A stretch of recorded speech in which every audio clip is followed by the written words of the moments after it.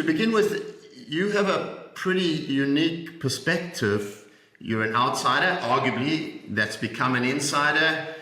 I mean, how does an American become an expert on the Yakuza? And for people listening who don't know Jake's work, he has another great and also very funny book, I have to say, which tells of his life as a journalist in Japan. How did you become an expert on the Yakuza? Well, the quick answer is that you're a newspaper reporter and your boss assigned you to cover the organized crime task force in 1994. Then it's your job. And one of the things, of course, is we'll talk about this, that is very interesting about the Japanese Mafia is they're very out in the open. So in a sense, studying the Japanese mob is quite possible, like almost academically. I just wanted to show you a few things. So this is a Yakuza fanzine. This was in publication until about 2018 when they were sort of forced out of business, 30 years. And, every issue has the heads of the Yakuza groups in there, when their names, the organization, who's rising. Sometimes there's even a chart, articles about the organization, sometimes articles about how they make their money, pictures of the gang leaders, going to the monthly meeting, which I always thought this literally says, Yamaguchi-gumi, regular monthly meeting. Okay. There's reporters from the fan magazine that are out there, taking photos of these guys coming in and out. Of course, the Yakuza know that they're there. There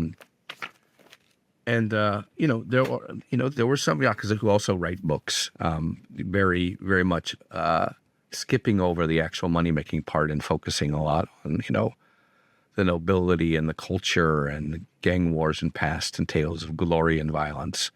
But because the Yakuza were so omnipresent and so part of Japanese society and so darn organized, studying them was easy. And one of the things also is that, I think this is pretty well known by now, is that about 30% of the Yakuza, and when we say Yakuza, we're talking about 20 different crime families, or crime groups, are Korean Japanese. So when Japan was, liberating Asia, as they say, not really liberating Asia, but that's what they claimed, they annexed Korea, and a lot of Koreans were brought to Japan as slave labor. And as the war ended, not really having any other place to go, many of them stayed. But very quickly, it became apparent that if you didn't nationalize as a Japanese, you were going to be discriminated against. And they were in many, many ways.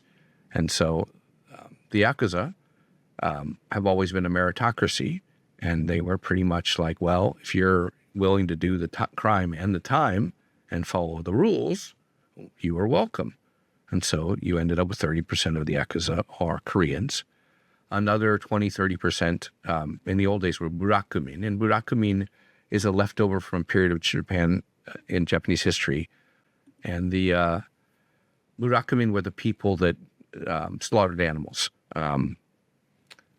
made leather work, and considered unclean. So kind of like the outcast class in the Hindu world. And it is possible, or it was possible, to identify who was a Burakumin by their family registries years ago. So that was another discriminated group, and the Yakuza were like, hey, Burakumin, you are welcome. They used to say that the Yamaguchi-gumi, the Yamaken-gumi, which is one of the largest factions, was the biggest Burakumin faction. Other factions had large number of Koreans. And why that is advantageous to me is because, they are outsiders among outsiders. So Koreans in Japan, even though they look Japanese, and many of them speak Japanese, and a lot of them don't even speak Korean anymore, they get blamed for everything. They get blamed for crime. They get blamed for rising prices. There's a lot of conspiracy theories involving Koreans that are, accused of having special privileges, in jealousy or whatever it is. Because, sometimes Koreans are very successful business people because they're driven.